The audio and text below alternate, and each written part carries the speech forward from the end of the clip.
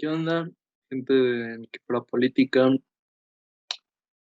Soy Diego y les voy a hablar un poco de historia, ¿no? En particular, más en este tema sobre la ilustración en Hispanoamérica. Pero antes de esto me gustaría dar un poquito de contexto filosófico, ¿no? Hasta de interpretación, una suerte de proemio. Bien, es que, ¿por qué hablar de historia, no? En este mismo programa. Pues bueno, yo daré una respuesta un tanto utilitaria. No me gusta tanto ver así las humanidades, pero es que la historia nos permite comprendernos y sobre todo nos permite saber quiénes somos, por qué estamos parados donde estamos en nuestro tiempo, en nuestro momento. Es decir, muchas veces la forma en la que interpretamos el pasado es la forma en la que moldeamos el presente y en la que proyectamos el futuro. De ahí que luego algunos condenan que la historia se repite, o bien que lo usan como argumentos para justificar sus acciones políticas o económicas. Piensen en quien quieran. Y bueno, Eh, a mi interés particular, esta plática, esta exposición de ideas, pues justamente va a seguir esa línea. No va a ser tanto mencionar que como pasó, o como fulanito hizo tal cosa, logramos esto, ¿no? No. Aquí más bien espero problematizar sobre la historia y sobre las condiciones del país y del continente en general, y también cuestionar la forma en la que la entendemos. Y sobre todo la que la interpretamos, ¿no? Porque hay muchas líneas de pensamiento en la historia. Y esto es lo que podemos pensar como la interpretación histórica, la misma filosofía histórica. Así que entonces voy a proceder. Voy a mostrarles una brevísima exposición, nada más tiene algunas imágenes para ilustrar y voy a continuar hablando.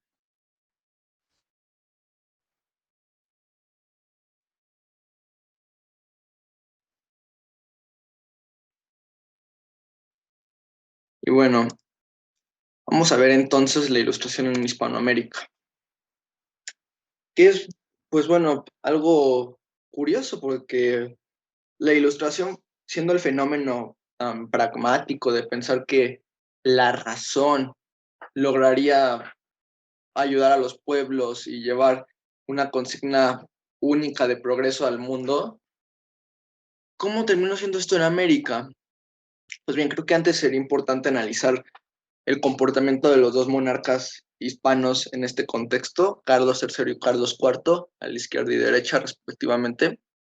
Si al fin dejamos a los Habsburgo, y estos más bien son Borbones, los reyes de origen francés. Y bueno, estos dos sujetos era lo que algunos llamarían un déspota ilustrado, o un monarca ilustrado, ¿no? Como le puse ahí con ese título, todo para el pueblo, pero sin el pueblo. ¿Qué frase, ¿no? ¿Qué nos dice esto? El pensamiento de que haya esta gran entidad política que busque ayudar, que busque ser el filántropo. Pero es curioso porque la ilustración también va muy de la mano del pensamiento utilitario. ¿Y cuál sería la consigna del utilitarismo? La felicidad del pueblo. Hay que buscar la felicidad del mayor número de personas. ¿Esto no les resuena un poco a la política actual incluso? Es decir, cuando algún personaje dice que independientemente de estas consignas se abanderan gente de izquierda y de derecha, dicen con demagogia a las personas, el objetivo de nuestro gobierno va a ser la felicidad de todo el pueblo. Uf, ¿saben? O sea, en esos momentos yo creo que Robespierre sonríe en su tumba.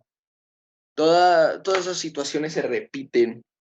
Y es una demagogia, porque al final de cuentas solamente buscas hacer un paternalismo político.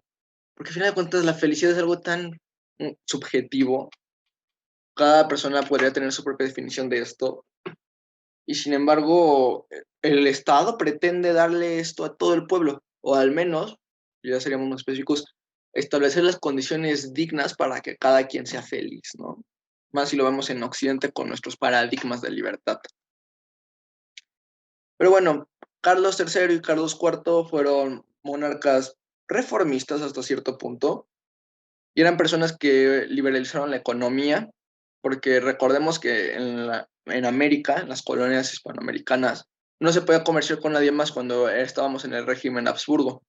Y ya hasta los Borbón se pudo empezar a comerciar un poco, pero entre nosotros mismos, entre otros virreinatos y la metrópolis España. Coacción y control económicos. Bueno, además de eso, pues eran personajes que buscaban controlar a su pueblo un poco. Hacían ligeras reformas, pero que no cambiaran el orden básico que mantenía la sociedad y el gobierno. Bueno, siguiendo esta línea de pensamiento, también Carlos III es quien expulsa a los jesuitas. Evento importante porque empieza a generar también más resentimientos sociales. Los jesuitas habían sido una de las órdenes pues, que más apoyo había dado a España, que representaban al Papa, y también habían sido importantes misioneros, y por decirlo de alguna forma, conquistadores en América.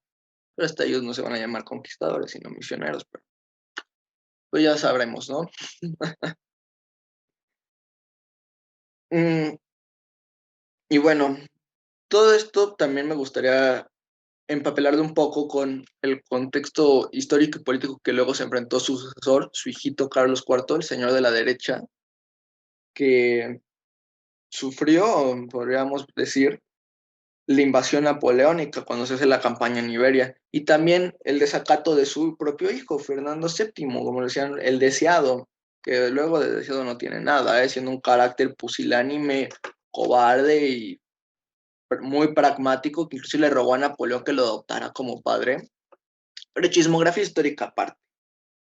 Él abdica en nombre de su hijo. No quiero hablar tanto porque ella más bien se ceñiría en las independencias y aquí más bien vamos a pensar sobre las ideas. Pero él en todo ese contexto también se vuelve más conservador, más reacio y más vigilante de cada persona, de cada acto político que había. Porque a todos en Europa les había dado miedo la Revolución Francesa, ¿saben? Los monarcas se asustaron a ver que el pueblo y los burgueses tenían voluntad. Pero bueno, en España también la tenían un poco más fácil porque no había una burguesía fuerte. España todavía se mantenía muy feudal en algunos aspectos económicos, ¿no? Si lo vemos desde una perspectiva materialista, su economía no ha evolucionado mucho, era la economía del conquistador, mantenerme de mis posesiones y lo que éstas produzcan. Mientras en el pueblo base originario puede ser principalmente un militar y un pequeño comerciante. Así que no, la burguesía no se desarrolló tan a profundidad o cabalidad como sí pudo haber sido en Holanda, Italia, Inglaterra. Y hasta más tardíamente, pero a fin de cuentas se hizo, Francia o el norte de Alemania. ¿Y esto cómo repercute en las colonias? Pues vaya, también nosotros éramos mano de obra, creación y exportación. Ahora bien, todo esto también se asentaba en los mismos criollos, quienes sustentaban la mayoría de los puestos de poder, pero no los más importantes en América, ¿no? En el nuevo continente, cuando todavía se le veía así. Había muchos resentimientos, por obvias razones, que todos ansiaban el poder, buscar las cosas, e inclusive había mucha indignación, ¿no? O sea, por ponerles un ejemplo en abstracto, alguien podría estar compitiendo en una cátedra en la universidad y demostrar todos sus méritos, que es alguien sapiente, capaz, e inclusive vencer a su rival en locución y en retórica y conocimientos, que también puede haber sido otro criollo, o hasta un mestizo. Pero de pronto aparecía un peninsular, un gachupín, entraba y automáticamente le daban la catedral sin demostrar competencia, simplemente porque se pensaba su carácter era superior al ser español, al ser peninsular. Estos detalles aplíquenlos ahora en muchas de las estructuras y competencias políticas que había, ¿no? Igualmente, esto generaba tensiones y también la búsqueda de mayor reforma, que me gustaría acentuar mucho. En América, más que hablar de independencias o cambios radicales, se buscaban reformas en general. No había este descontento con la metrópolis, ni mucho menos. Había cierta estabilidad incluso, pero todos buscaban cambios políticos graduales.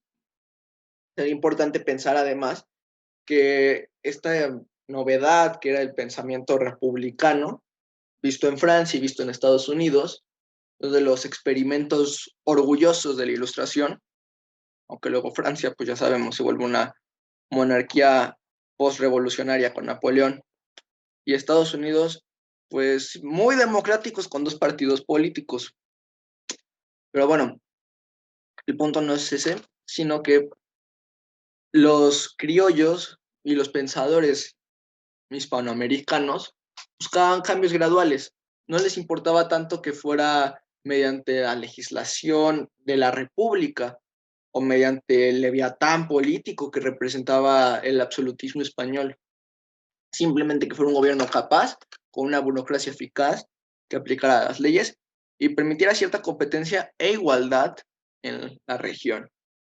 Porque si bien la ilustración se propagó un poco en América, era muchas veces un reflejo y reflexión de las ideas españolas. Es decir, se masticaban, se le pensaban y se les aplicaban a la región. Y es lo que muchas veces se decía que América no era un continente capaz de llegar a grados altos de civilización. Ya ven, el eurocentrismo, que por el clima y su gente, porque además pues, el desprecio a los pobladores originarios. Es otro detalle, además, los excluidos de la independencia y de la ilustración. La ilustración, ¿qué pretende? Que haya hombres, muy importante el género aquí, un hombre culto, cosmopolita, capaz, educado, ilustrado, y que tuviese como credo la razón. ¿Y esto contra quiénes chocaba? ¿Quiénes sacaba del juego? Pues muy fácilmente a los indios, a los afrodescendientes, que bueno, luego a esto se les consideraba hasta gente sin alma, a las mujeres, y además de eso, toda la casta no educada, porque también es importante matizar este aspecto en la colonia. Los que tenían más acceso a las cosas pues eran criollos y mestizos con suerte, y los mismos peninsulares. El resto estaban excluidos de ser mano de obra y poco más. A veces estas milicias, ¿no? Porque luego recordemos que en las guerras napoleónicas y también en las guerras contra Inglaterra, pues tienden a defenderse a sí mismos muchas veces los americanos, más porque ya está en decadencia el imperio español. También esto acentúa el mismo orgullo criollo. Y bueno, es entonces que podremos pensar en la independencia más como un hecho político o que viene a consecuencia de un hecho político y no tanto como una creación ideológica. Y es algo que luego se esparce mucho como un mito, ¿no? No sé si recordarán sus clases de historia, cómo ponen al lado de la independencia los nombres de Rousseau, de Montesquieu, de Voltaire. Es decir, asocian mucho la ilustración con la independencia, pero en realidad esto es simplemente una forma de allanar y contarnos una narrativa histórica. Porque cuando se da la independencia hay una crisis política horrible. Muchos criollos de pronto se dan cuenta que son una nación y es quién soy, qué pedo con mi existencia, ¿no? ¿Qué papel voy a jugar en el mundo? ¿De qué forma me voy a comportar? No sé qué hacer en el gran concierto de las naciones. Hay una gran crisis. Y bueno, un poquito de chismografía aparte, el gran general argentino, prócer de la independencia y símbolo republicano San Martín, curiosamente, era monárquico. Hasta se fue a hacer una expedición en Europa para buscar a un digno soberano para el Río de la Plata. Ya después consideró que era mismo el más competente y fue el primer presidente de Argentina. Pero todo este tipo de cosas hacen simples problemas, ¿no? Bueno, más bien me equivoqué con el primer presidente, ese sería Rivadavia, Bernardino Rivadavia, pero San Martín igual compartía ideas monárquicas. Todos estos también en sus expediciones ilustradas por el viejo continente, porque muchas veces buscaban su instrucción en filósofos o pensadores de allá, y luego querían aplicar esas ideas aquí. Y yo creo que ese fue un error fundamental en la creación de los estados americanos, el querer implantar moldes a las naciones, es decir, adaptar la nación a esta idea, a esta utopía. Cuando debía haber sido al revés, ¿no? Adaptar la utopía, adaptar las ideas ilustradas a la nueva nación, a lo que le queda y a lo que no le queda. Eso hubiera sido un acierto político más amplio. Pero ¿qué se puede hacer cuando hay una creencia positivista en el sentido jurídico tan fuerte? No hay derecho natural, las leyes solamente rigen y se hacen a sí mismas y nos dan la calidad moral, ¿no? Pues inclusive están la gran frase, las armas os dieron la independencia, las leyes os darán libertad. Imagínense qué tan riguroso era su sistema, su pensamiento jurídico, que también es un reflejo que si no de la sociedad, sí del pensamiento de quienes manejaban la sociedad.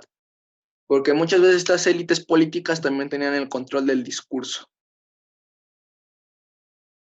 Y bueno, creo que un aspecto muy importante también sería verlo de una forma materialista, un poco marxista incluso, en la cuestión de la economía americana, cuando había todavía muchos pensadores económicos, inclusive desde sus primeras asociaciones de amigos, ideas económicas, que muy contrario a lo que se piensa apoyaban a España. Es decir, pensaban que con simples reformas, con cambios en los enfoques económicos, con cierta libertad económica y también liberalización de los mercados, se podría llegar a un mayor grado de progreso y desarrollo. ¿Y esto qué representó después? Pues un grave problema porque no se lograban poner de acuerdo y se radicalizaron mucho en lugares donde se hacían materias primas y también cuestiones alimenticias, como lo fue en Argentina o en Venezuela, que también recordemos que fueron las zonas más aguerridas en los conflictos independentistas.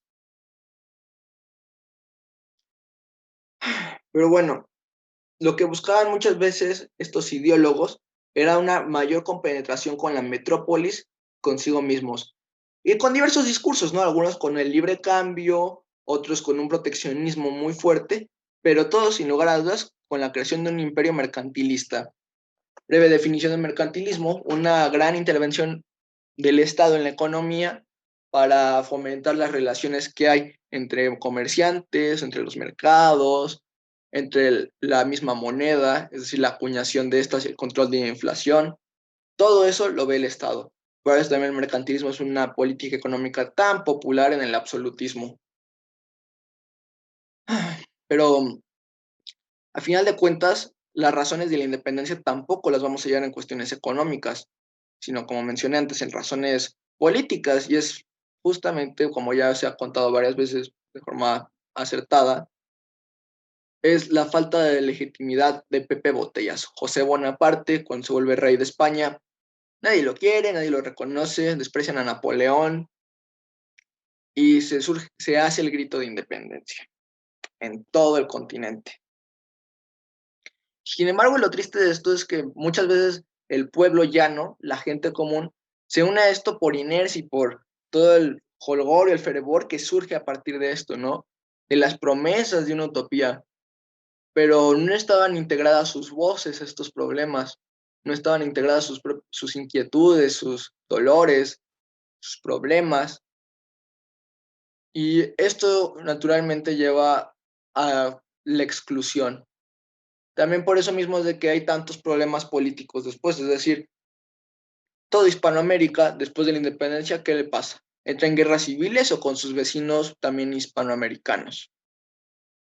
Y es porque no nos ponemos de acuerdo, no sabemos quiénes somos, simplemente nos hicimos independientes y en el camino lo vamos a descubrir.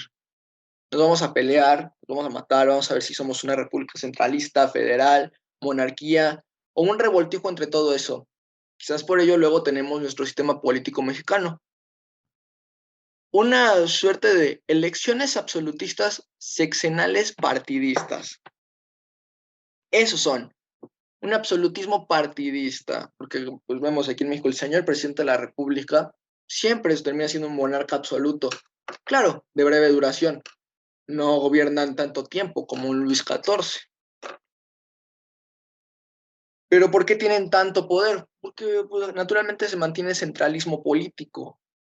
Y esto era algo que también buscaban muchas veces los ilustrados. No buscaban que hubiera una oposición de poderes tan fuerte. Y con ilustrados me refiero a los ilustrados americanos y españoles, sino que fuera un gobierno eficaz.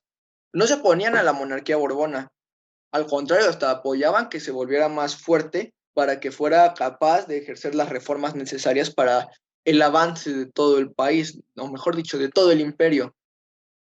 Que de hecho esto me da otra idea. Una de las grandes conjeturas intelectuales que trastocó muchas veces el mismo país fueron los nacionalismos. Esta suerte de inventiva que nos dice cómo hemos de gobernarnos, que nos dice quiénes somos, que nos da orgullo de haber nacido aquí, también termina siendo un relato demagógico. Por como he mencionado antes, los próceres de la independencia se abanderan, se idolatran, usando un término marxista hasta se fetichizan, pero ¿para qué? Para darnos sentido, para contarnos una narrativa, a pesar de que pudieran haber sido entes incongruentes o que inclusive iban muy contrario de lo que se piensa. O sea, algo con los que les mencioné antes, que eran monárquicos, San Martín y Rivadavia. O contando otro chisme, muchas veces los independentistas americanos se iban a Inglaterra o a Gran Bretaña ya a educarse en filosofía, particularmente en filosofía utilitarista, con Benjamin Bentham, el padre del utilitarismo, quien inclusive mantuvo una correspondencia larga con Bolívar. Y Bolívar le profesaba respeto y admiración a sus ideas y buscaba que América se volviera el imperio de las leyes, donde nos volviesen humanos a todos, donde las leyes lograran civilizar al ser humano, lograran darle calidad de vida y también implementaran de esta forma todos los atisbos y metas políticas que se plantearan. Sin embargo, ¿qué terminamos teniendo? Sino un complejísimo y exageradamente burocrático sistema legal, jurídico y político que se prestaba después a la corrupción. Fantasmas ilustrados, les llaman. En fin, todos estos problemas se pueden observar y pensar, pero rara vez se va a conseguir estos planteamientos, porque la independencia, a fin de cuentas, fue un proceso histórico, ideológico, muy apresurado, es el adjetivo adecuado, porque no había una idea de quiénes éramos. Se podía mirar el modelo estadounidense, pero todos titubeaban si realmente debíamos ser república. Se podía ver las monarquías, y algunos despreciaban tanto absolutismo o concentración de poder a alguien. Entonces llegaba alguien en medio, ¿no? Una monarquía constitucional. ¿Quién es el valiente que se avienta a ser monarca, ¿no? Y estar limitado. Ya luego por eso tenemos experimentos raros, como cuando traen un austriaco frustrado, liberal, a México, hablo de Maximiliano, y que termina siendo una sorpresa para los conservadores y un enemigo para los liberales. Personaje patético, cómico, también puede ser trágico. Y sin duda también otro atisbo de la falta de identidad política que había en el país y en el continente. Pero bueno, más allá de deprimirlos, quiero hacerles preguntas al respecto. Es decir, ¿cómo habría sido un proceso más adecuado de independencia? Hagamos ucronías.